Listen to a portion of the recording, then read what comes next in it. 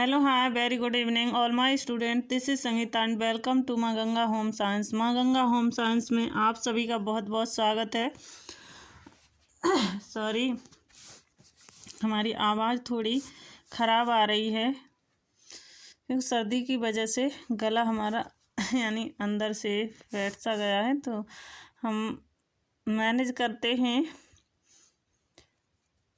तो इसमें हमारी जो NCERT हमारी 11th क्लास की है, ये आपने जो पहली क्लास देखी है उसमें देखा होगा, और उसमें जो 2 क्लास हो चुकी हैं उसके बाद ये 3rd क्लास इसी में वही चैप्टर है उससे है, और इसमें थोड़ा ही बचा हुआ है। उसके बाद हमें आंसर करने हैं। ये देखिए, सॉरी, क्वेश्चन और आंसर हैं इसके, ये सभी दिए हुए हैं। इसके बाद तो हमें ये पढ़ना है, हमें NCERT पढ़ना क्योंकि ज़रूरी है, क्योंकि यहाँ से अधिकतर क्वेश्चन NCERT से ही उठाए जाते हैं। अब की बार UGC नेट में भी देखा होगा, इस बार का पैटर्न बिल्कुल बदल चुका है, क्योंकि वो समझ से संबंधित अधिक क्वेश्चन पूछे गए थे।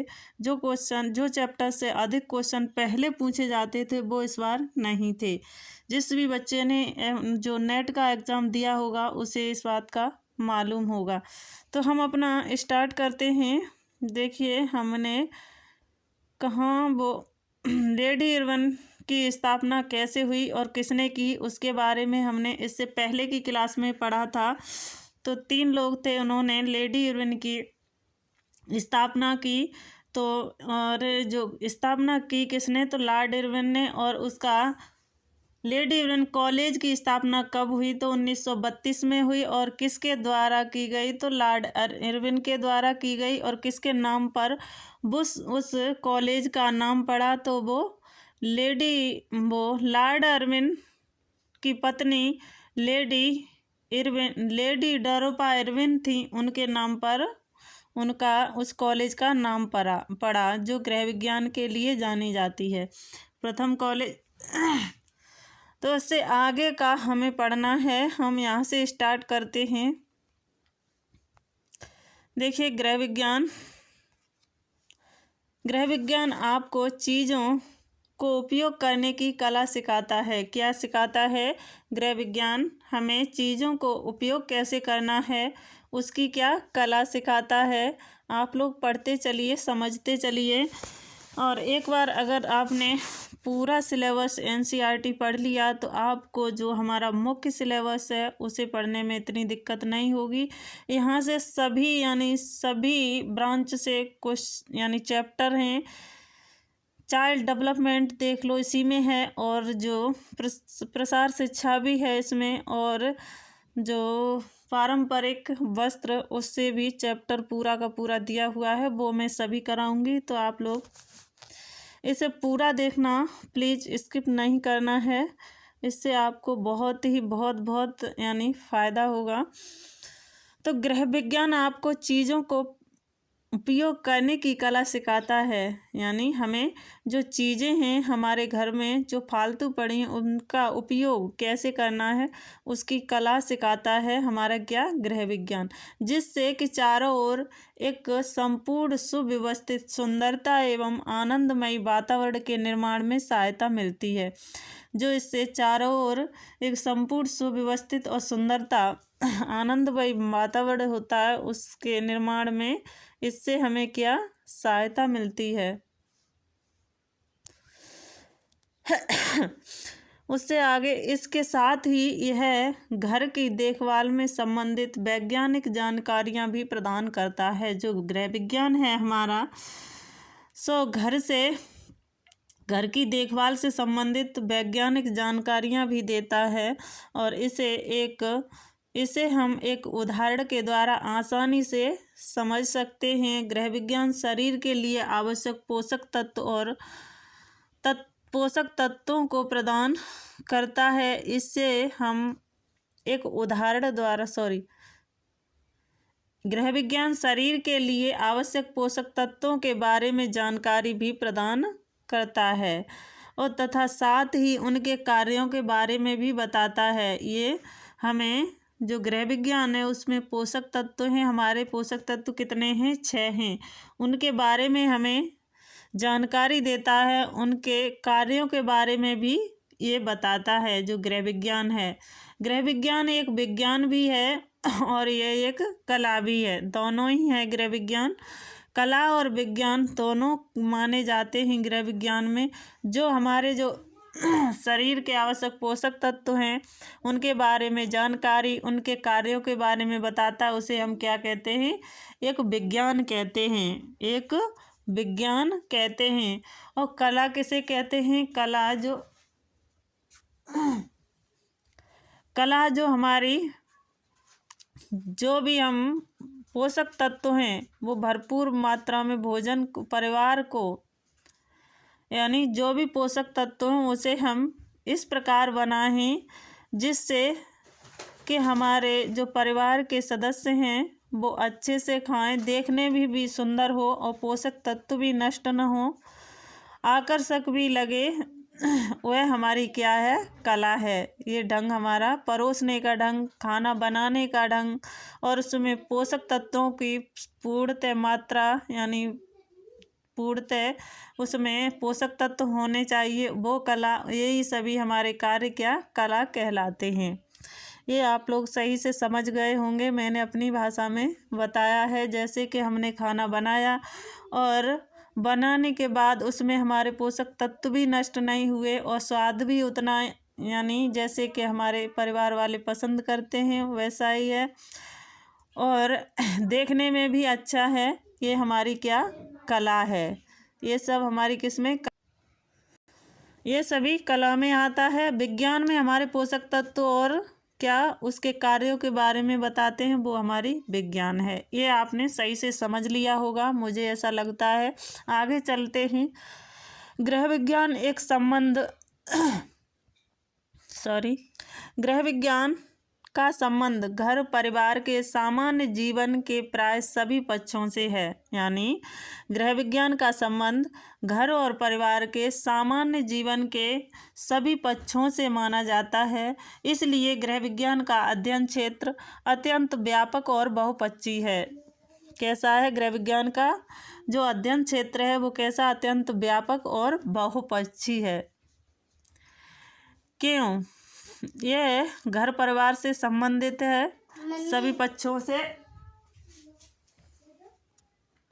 इसलिए गृह विज्ञान का अध्ययन क्षेत्र अत्यधिक व्यापक और बहुपक्षीय है।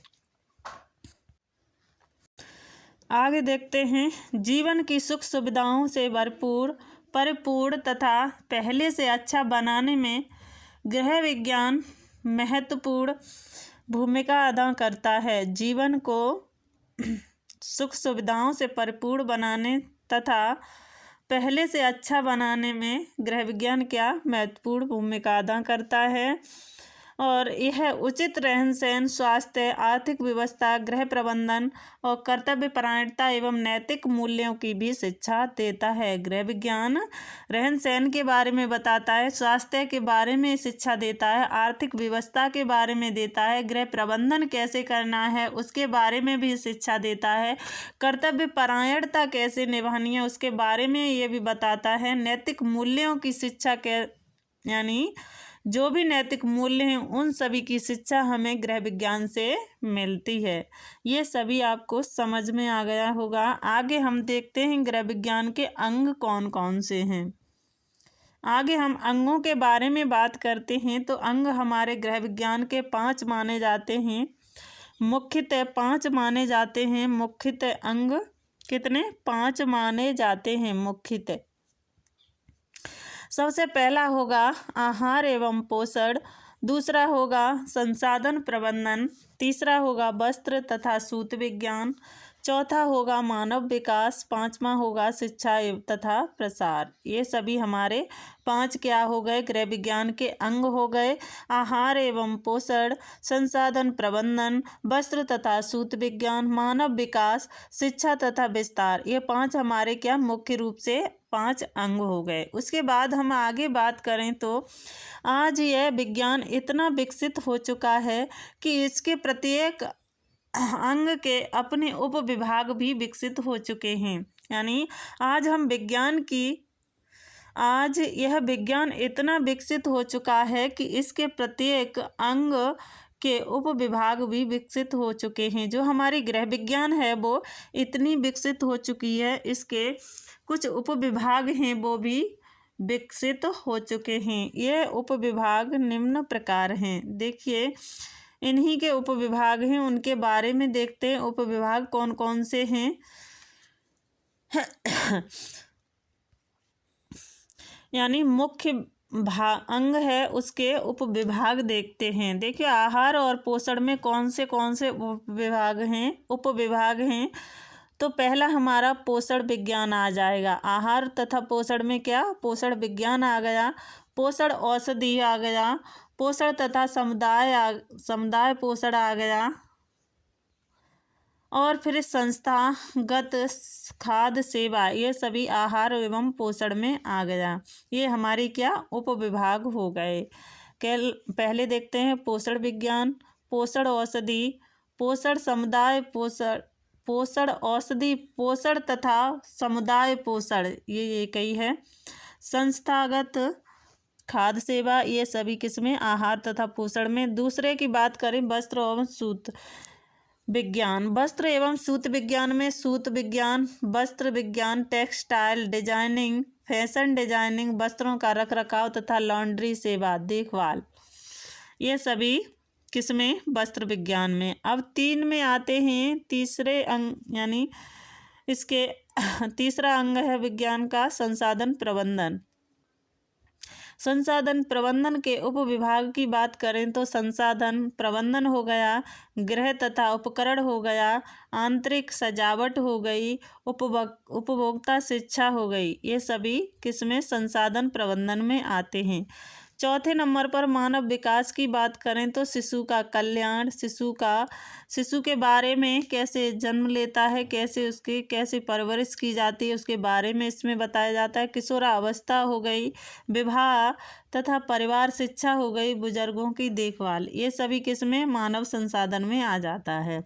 उसके बाद प्रसार शिक्षा तथा विस्तार की बात करें 5वें नंबर पर, तो गृह विज्ञान शिक्षकों की तैयारी, यानी गृह विज्ञान शिक्षकों की तैयारी कैसे करनी है वो इसमें बताया जाता है। समुदाय सेवा, कल्याण, औपचारिक शिक्षा, ये सभी हमारे किस्में 5वें अंग में आ जाता है। अब हम आगे देखते हैं गृह विज्ञान के प्रमुख क्षेत्र कौन कौन से हैं।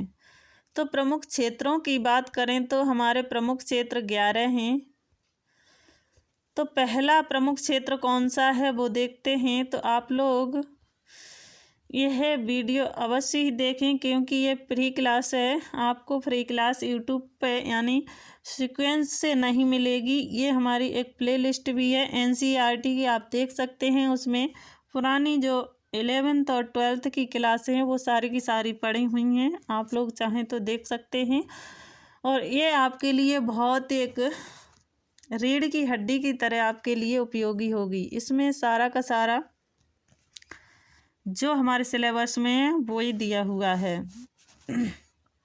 देखिए, सबसे पहले हम इनकी बात कर लेते हैं क्षेत्रों की। गृह विज्ञान के प्रमुख क्षेत्र कौन कौन से हैं। पहला क्षेत्र हो गया हमारा गृह प्रबंधन, दूसरा हो गया गणित, तीसरा हो गया अर्थव्यवस्था, चौथा सजावट से संबंधित जानकारी, स्वास्थ्य रक्षा, छठवां है बैक्टीरिया विज्ञान, सातवां है आहार एवं पोषण विज्ञान, आठवां है प्राथमिक चिकित्सा एवं परिचर्या, नौवां है मातृ कला तथा शिशु कल्याण, 10वां है बाल विकास तथा पारिवारिक संबंध, 11वां है वस्त्र विज्ञान एवं परिधान। ये हमारे 11 के 11 क्या हो गए, विज्ञान के क्षेत्र हो गए, गृह विज्ञान के प्रमुख क्षेत्र हो गए। हम इसके गृह विज्ञान के जो प्रमुख क्षेत्र हैं उनके एक एक क्षेत्र के बारे में विस्तार से बात करते हैं हम। तो विस्तार से देखते हैं। तो आप लोग इस पे यानी कि ये मत सोचना कि ये मतलब कि लिख कर नहीं लाई हैं, बट मैंने ये PDF ही लिया है, मेरे पास समय का अभाव है तो हम यही लेके आते हैं। हम चाहते हैं कि मेरे साथ सभी का भला हो जाए तो अच्छा है। जो भी बहन यानी पैसे खर्च के करके क्लास नहीं ले सकती हैं उनके लिए, जो ले सकती हैं उनके लिए तो कोई बात ही नहीं है, जो नहीं ले सकते हैं उन बच्चों के लिए ज़्यादा अच्छा है। तो हम बात करते हैं गृह प्रबंधन। गृह प्रबंधन क्या है? तो गृह प्रबंधन क्या है? गृह कार्यों की व्यवस्था, पारिवारिक कर्तव्यों का बोध, पारिवारिक संबंध इत्यादि गृह प्रबंधन के अंतर्गत आते हैं। गृह प्रबंधन के अंतर्गत क्या क्या आता है?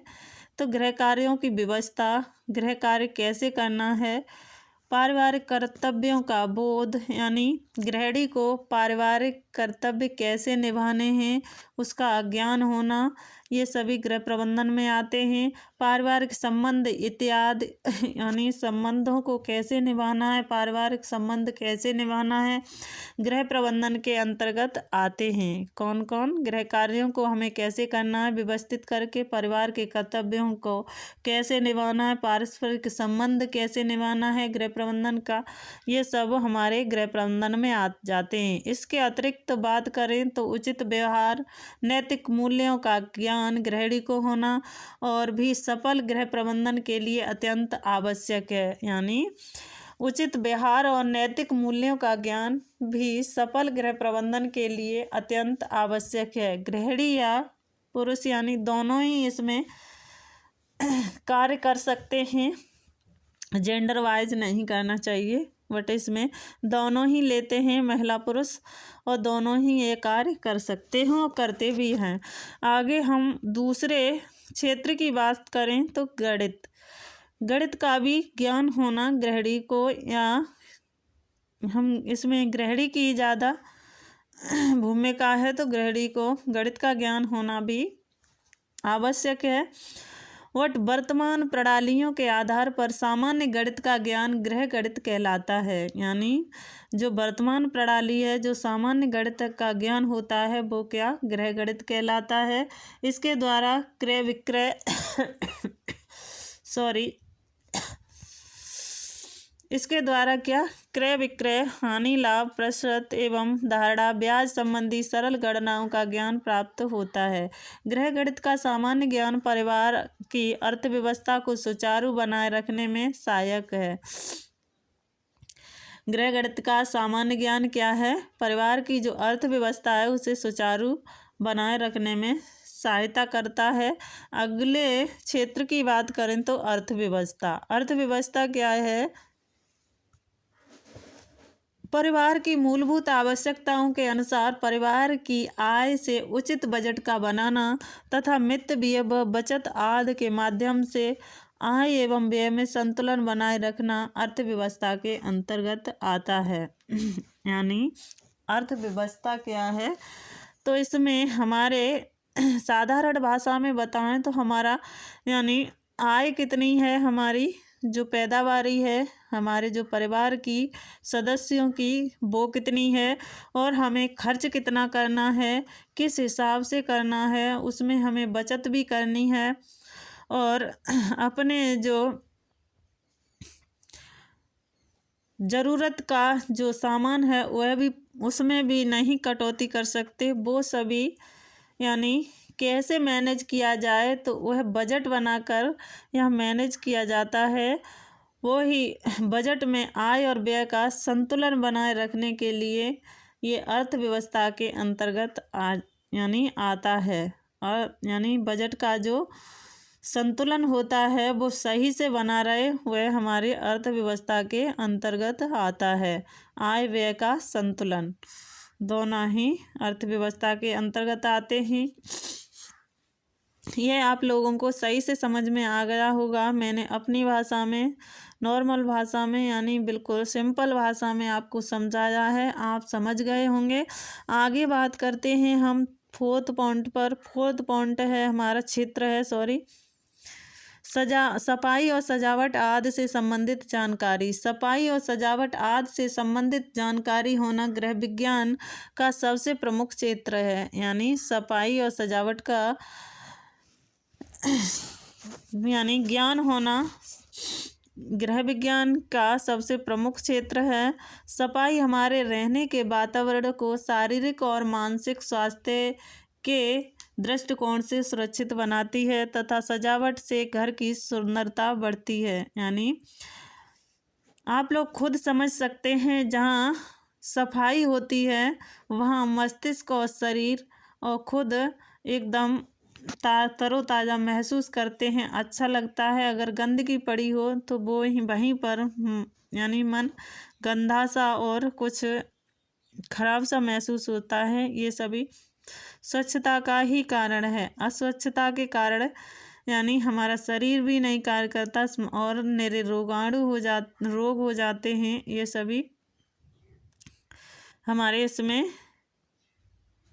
इससे अलग हटते हैं। यानी सफाई करने से हमें शरीर और मानसिक स्वास्थ्य को भी सुरक्षा मिलती है और सजावट से हमारा घर कैसा सुंदर लगने लगता है और हमें भी पॉजिटिवता महसूस होती है। हम आते हैं अब 5वें पॉइंट पर, स्वास्थ्य रक्षा। स्वास्थ्य रक्षा हमें करना भी आवश्यक है।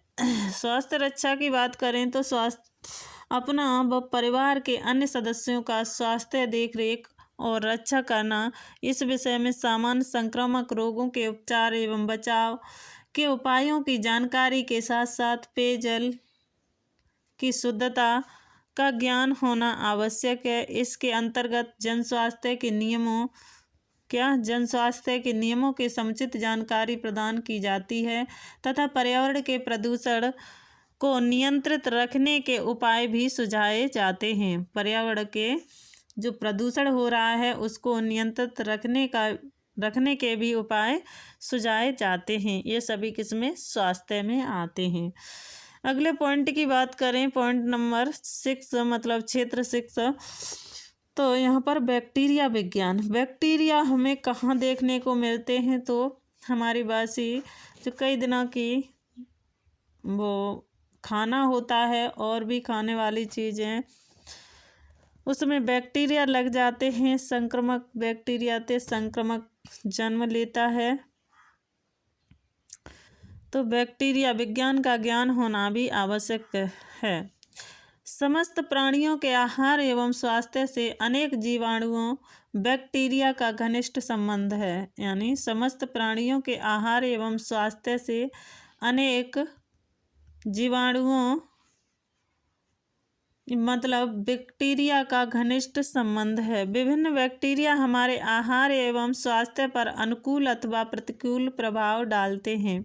यानी विभिन्न जो बैक्टीरिया होते हैं हमारे आहार एवं स्वास्थ्य पर अनुकूल और प्रतिकूल दोनों प्रभाव डालते हैं। कुछ बैक्टीरिया हमारे भोज्य पदार्थों की पोषकता का उपयोगिता में वृद्धि करते हैं, पोषकता बढ़ाते हैं, जैसे कि दही का बैक्टीरिया हो गया। और जबकि कुछ अन्य बैक्टीरिया होते हैं वो भोज्य पदार्थों को न केवल दूषित करते हैं बल्कि उन्हें नष्ट भी कर सकते हैं। कुछ बैक्टीरिया यानी अच्छे होते हैं, कुछ यानी खराब होते हैं, वो हमारे स्वास्थ्य के लिए हानिकारक होते हैं। कुछ बैक्टीरिया तथा विषाणु विभिन्न संक्रामक रोगों को भी जन्म देते हैं। अतः इन तथ्यों को ध्यान में रखते हुए गृह विज्ञान के अंतर्गत बैक्टीरिया विज्ञान का भी व्यवस्थित अध्ययन किया जाता है। आगे हम बात करते हैं आहार एवं पोषण विज्ञान के बारे में।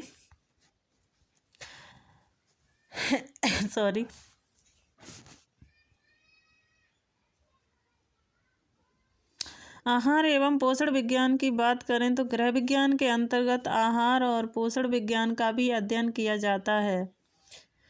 इसके अंतर्गत मुख्य रूप से आहार के कार्यों, आहार के तत्वों, संतुलित आहार, आहार आयोजन, पाक क्रिया की प्रणालियों, खाद्य पदार्थों के संरक्षण, पोषण प्रक्रिया तथा आहार द्वारा रोगों के उपचार का अध्ययन किया जाता है। प्राथमिक चिकित्सा एवं परिचर्या। प्राथमिक चिकित्सा एवं परिचर्या क्या है? तो दुर्घटनाग्रस्त व्यक्तियों और आकस्मिक रोगियों को तुरंत आवश्यक एवं संभव उपचार कराना प्राथमिक चिकित्सा कहलाता है। प्राथमिक चिकित्सा क्या है? डॉक्टर के पास पहुंचने से पहले जो भी की दी हुई सेवा या उपचार वो ही हमारी प्राथमिक चिकित्सा में आता है। जैसे कि किसी की दुर्घटना हुई है तो उसमें ब्लड का बहना, ये सभी, तो उसको रोकने के लिए पट्टी बांध देना, छोटा मोटा जो कार्य होता है वो करना, ये हमारी प्राथमिक चिकित्सा है। यहाँ से क्वेश्चन भी पूछा गया है कि प्राथमिक चिकित्सा कब की जाती है? तो डॉक्टर के पास जाने से पहले प्राथमिक चिकित्सा दी जाती है। ये आप लोग ध्यान में रखना। रोगी की उचित देखरेख, औषधि का समय पर सेवन कराना, आवश्यक बिस्तर का प्रबंधन करना, नाड़ी श्वसन गति, ताप आदि का चार्ट बनाना इत्यादि गृह परिचारिका के अंतर्गत आता है। गृह परिचारिका किसे कहते हैं? जो घर की गृहिणी होती है उसे ही हम गृह परिचारिका कहते हैं। इन सभी विषयों का व्यवस्थित अध्ययन गृह विज्ञान के अध्ययन क्षेत्र में सम्मिलित है। इन सभी का क्या व्यवस्थित अध्ययन गृह विज्ञान के अध्ययन क्षेत्र में सम्मिलित है। आगे हम बात करते हैं। इतना लगता है आप लोगों को ये सब समझ में आ गया होगा।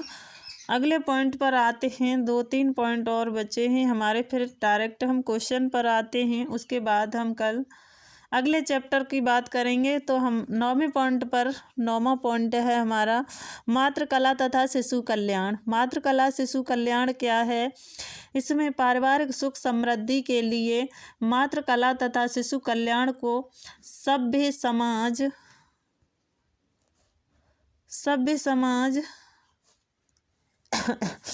में महत्वपूर्ण एवं अति आवश्यक माना जाता है। इस तथ्य को ध्यान में रखते हुए गृह विज्ञान के अध्ययन क्षेत्र में मातृकला एवं शिशु कल्याण को भी सम्मिलित किया गया है। इसके अंतर्गत गर्भावस्था देखरेख का व्यापक अध्ययन किया जाता है तथा शिशु कल्याण संबंधी समस्त गतिविधियों का विस्तृत अध्ययन किया जाता है। आगे देखते हैं अगला पॉइंट, बाल विकास तथा पारिवारिक संबंध। पहले मातृकला तथा शिशु कल्याण हो गया, फिर बाल विकास तथा पारिवारिक संबंध। इसमें क्या है? गृह विज्ञान बाल विकास एवं पारिवारिक संबंधों का भी व्यवस्थित अध्ययन करता है। इसमें शिशु के जन्म से लेकर उसके आगे के क्रमबद्ध विकास का अध्ययन निहित है।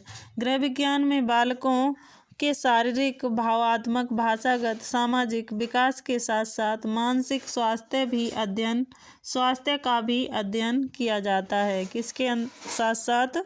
शारीरिक, भावात्मक, भाषागत, सामाजिक विकास के साथ साथ मानसिक स्वास्थ्य का भी अध्ययन किया जाता है। आगे हम पारिवारिक संबंधों के अंतर्गत परिवार के संगठन, विशेषताओं, महत्व, कार्य एवं दायित्वों को तथा बदलते सामाजिक प्रतिमानों आदि का अध्ययन किया जाता है। आप लोग कंफ्यूज कहाँ होंगे? बाल विकास तथा पारिवारिक संबंध और मातृ कला तथा शिशु कल्याण। इसमें क्या है? पारिवारिक सुख समृद्धि के लिए मातृकला तथा शिशु कल्याण को सभ्य समाज में महत्वपूर्ण एवं अति आवश्यक माना जाता है। इस तथ्य को ध्यान में रखते हुए गृह विज्ञान अध्ययन क्षेत्र में मातृकला एवं शिशु कल्याण को भी सम्मिलित किया गया है। इसके अंतर्गत क्या आता है? गर्भावस्था से की देखरेख व्यापक अध्ययन किया जाता है और शिशु कल्याण संबंधी सभी गतिविधियों का अध्ययन किया जाता है। इसमें शिशु का ही किया जाता है बाल विकास में, और इसमें माता और शिशु दोनों का किया जाता है। इतना डिफरेंस है, आप लोग इसमें समझ सकते हैं। इसमें किसका? केवल शिशु का अध्ययन किया जाता है बाल विकास में, और शिशु से किशोरों तक का ये किशोर वृद्धि ये सभी होता है। यहाँ से माँ का और शिशु का ये दोनों का होता है, मातृकला और शिशु कल्याण 9वें 11 में ये हो गया।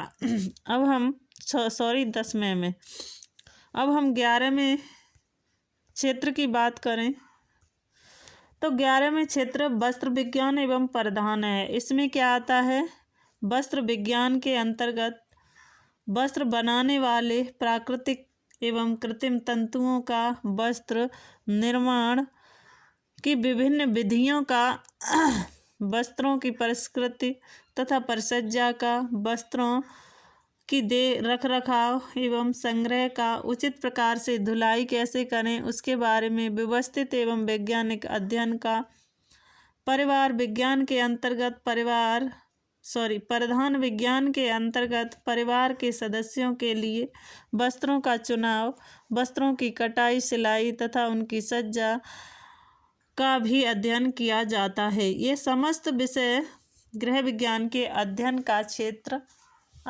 के क्षेत्र में सम्मिलित हैं। आगे बात करें हम गृह विज्ञान के विविध क्षेत्रों का अध्ययन करने के बाद व्यक्ति अपने संसाधनों का बेहतर प्रबंधन कर सकते हैं।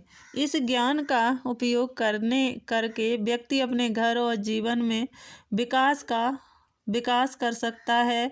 ये हमें कहाँ, निष्कर्ष में, अगर मेंस लिख रहे हैं तो ये पॉइंट हमें निष्कर्ष में लिखना बहुत अच्छा होगा, क्योंकि गृह विज्ञान क्या है, तो गृह विज्ञान से हमें क्या लाभ मिलते हैं, उसके बारे में क्या क्या लाभ हो सकते हैं। तो गृह विज्ञान विविध क्षेत्रों का अध्ययन करने के बाद, गृह विज्ञान के जो क्षेत्र हैं उसका अध्ययन करने के बाद अपने संसाधन बेहतर प्रबंधन कर सकते हैं। हम अपने संसाधनों का अच्छे से प्रबंधन कर सकते हैं।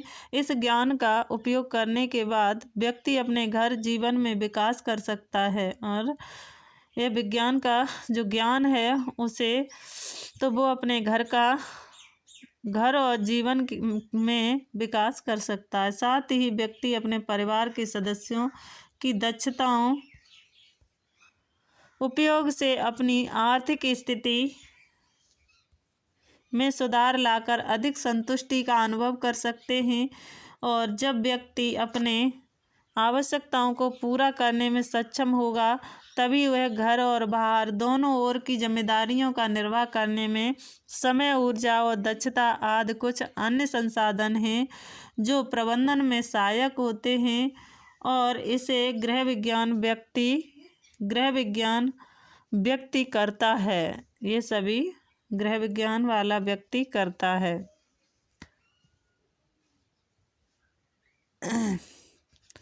और इसमें आजकल अधिकांश महिलाएं कामकाजी हैं, जो या तो काम करने के लिए घर से बाहर जाती हैं या वे घर पर ही रहकर अपना स्वयं का रोजगार चलाती हैं।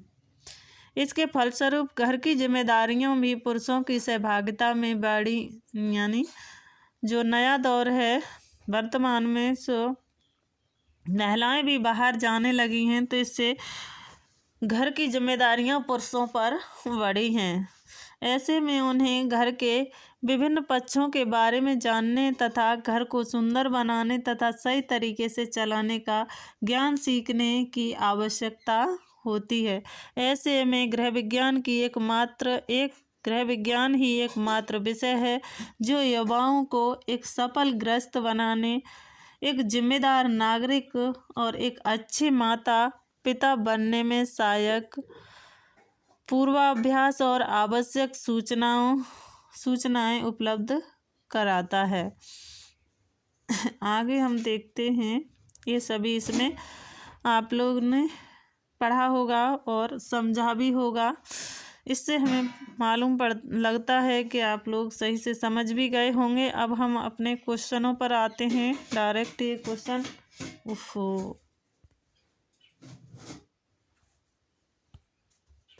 देखिए, ये क्वेश्चन है, सही से नहीं दिखाई दे रहा, ये भी नहीं काम कर रहा है भाई। देखिए, हम बोलते हैं, नहीं, लेडी इरविन कॉलेज नामक संस्थान की स्थापना किसने की थी? इससे आगे भी क्वेश्चन थे, वो हैं। चलिए ये है। पहला क्वेश्चन है, आप लोग बता सकते हैं कि भोजन और पोषण, वस्त्र उद्योग तथा विस्तार शिक्षा के पाठ्यक्रमों की शुरुआत कब से हुई। यानी भोजन, पोषण, वस्त्र उद्योग तथा विस्तार शिक्षा के पाठ्यक्रमों की शुरुआत कब से हुई। तो 20वीं शताब्दी के आरंभ में हुई, 20वीं शताब्दी के मध्य में हुई, तो या 20वीं शताब्दी के अंत में हुई, या 19वीं शताब्दी के अंत में हुई। तो ये जो शिक्षा हुई तो 20वीं शताब्दी के आरंभ में ही हुई थी। आपने पढ़ा भी था कि भोजन और पोषण, वस्त्र एवं वस्त्र उद्योग, विस्तार शिक्षा सभी के पाठ्यक्रमों की शुरुआत 20वीं शताब्दी के आरंभ में हुई थी, यही हुई थी। तो ये कब आरंभ में हुई थी। ए इज द राइट आंसर, ए वाला हमारा सही हो जाएगा। अगले प्रश्न की बात करें। अगला प्रश्न कह रहा है, भोजन और पोषण, वस्त्र और वस्त्र उद्योग, क्वेश्चन वही है बट इसमें थोड़ा सा बदल गया है। वस्त्र उद्योग आदि विषयों को गृह विज्ञान के दायरे में कब लाया गया। यानी भोजन और पोषण, वस्त्र और वस्त्र उद्योग आदि विषयों को गृह विज्ञान के दायरे में कब लाया गया। तो कब लाया गया, आप बता सकते हैं कब लाया गया। तो ये लाया गया सन 1930 में, सन 1932 में, सन 1934 में, या सन 1936 में कब लाया गया। तो गृह विज्ञान जो भोजन, पोषण, वस्त्र उद्योग आदि विषयों का गृह विज्ञान के दायरे में कब 1932 में लाया गया। ये आपने पढ़ा था, मैंने ये पहले पढ़ाया भी था। B is the right answer, B वाला हमारा सही हो जाएगा। अगले प्रश्न पर आते हैं। अगला प्रश्न है, लेडी इरविन कॉलेज नामक संस्थान की स्थापना कहाँ की गई। सभी को मालूम होगा। तो लेडी इरविन कॉलेज नामक संस्थान की स्थापना कहाँ की गई। कोलकाता में, मुंबई में, बेंगलुरु में, दिल्ली में। तो कहाँ की गई, दिल्ली में। किसके नाम पर तो लॉर्ड इरविन की पत्नी लॉर्ड डैरोबी इरविन के नाम पर की गई। तो कब, 1932 में की गई। कहाँ की गई, दिल्ली में की गई। तो सी इज द राइट आंसर। अगले प्रश्न पर आते हैं। अगला प्रश्न है, लेडी इरविन कॉलेज नामक संस्थान की स्थापना किसने की। तो इसकी स्थापना किसने की, सरोजनी नायडू, राजकुमारी अमृता कौर, कमला देवी चट्टोपाध्याय। खूब मैंने चिल्ला कर ये बताया है, पढ़ाया है आप लोगों को, आप सही से बता भी सकते हैं। तो इसकी जो स्थापना है तो किसने की, ये सभी जो महिलाएं थीं वो सभी हमारे लेडी इरविन कॉलेज की स्थापना में यानी भाग ले रही थीं। कौन कौन सी, सरोजनी नायडू, राजकुमारी अमृता कौर, कमला देवी चट्टोपाध्याय, ये सभी। और इससे संबंधित किस किस ने डिग्रियां ली थी। सबसे पहली पढ़ी लिखी महिलाएं कौन सी थीं, उनके बारे में भी मैंने बताया था।